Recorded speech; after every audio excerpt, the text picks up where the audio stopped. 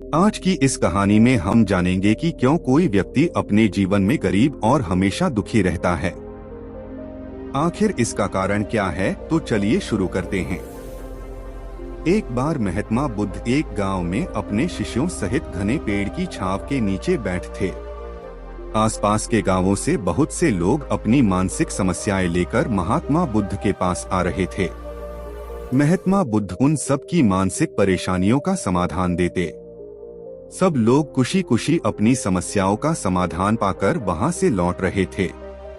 वहीं से कुछ दूर बैठा लोगों को बुद्ध के पास जाते देख एक दुखी भिखारी अपने भाग्य को कोसता हुआ यही सोचने लगा कि अभी कुछ देर पहले तो ये लोग दुखी मन से मुंह लटकाए उन महात्मा के पास गए थे, और अब इतना खुश होकर कैसे वापस लौट रहे हैं। आखिर माजरा क्या है? जरा मैं भी जाकर देखूं कि वो महात्मा ऐसा कौन सा खजाना बांट रहा है इन लोगों को कि वे इतने प्रसन्न हुए वापस अपने घर जा रहे हैं। जब वो भिखारी कुछ नजदीक गया तो उसने देखा कि ये महात्मा तो लोगों को प्रवचन देकर लोगों के दुख का निवारण कर रहे हैं। यह देखकर भिखारी के मन में भी तीव्र इच्छा हुई कि क्यों न मैं भी इस महात्मा को अपना दुख बताऊं। मुझे भी अपने दुख का समाधान अवश्य मिलेगा, बस फिर क्या था।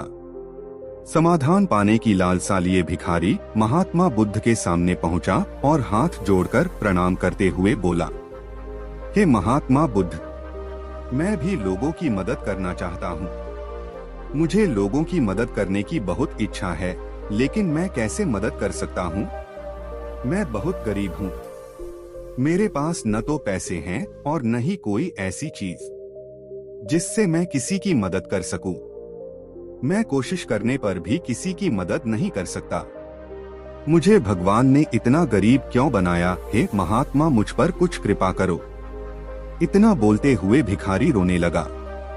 महात्मा बुद्ध बोले, आप बहुत अज्ञानी हैं, क्योंकि आप अभी तक इस भ्रम में जी रहे हो कि तुम्हारे पास कुछ नहीं, जबकि दूसरों को कुछ देने के लिए तुम्हारे पास बहुत कुछ है।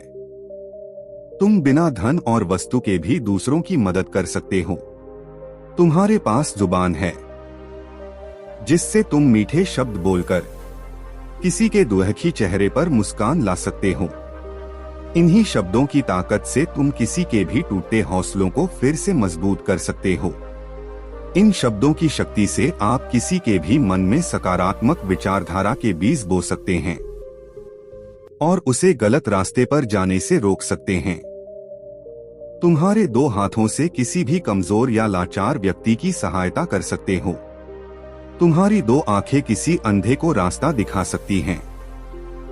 तुम किसी के लिए दुआ कर सकते हो, यह हो सकता है कि उनके बुरे काम फिर से बन जाएं। तुम किसी के अच्छे स्वास्थ्य की कामना कर सकते हैं, लेकिन अज्ञानतावश तुम अब तक इस बात को समझ नहीं पाए और इस भ्रम में अब तक जीते रहे कि तुम्हारे पास मदद करने के लिए कुछ नहीं। किसी की मदद करने के लिए धन और वस्तु का होना अनिवार्य नहीं है। बिना धन और वस्तु के भी हम कई प्रकार से लोगों की मदद कर सकते हैं।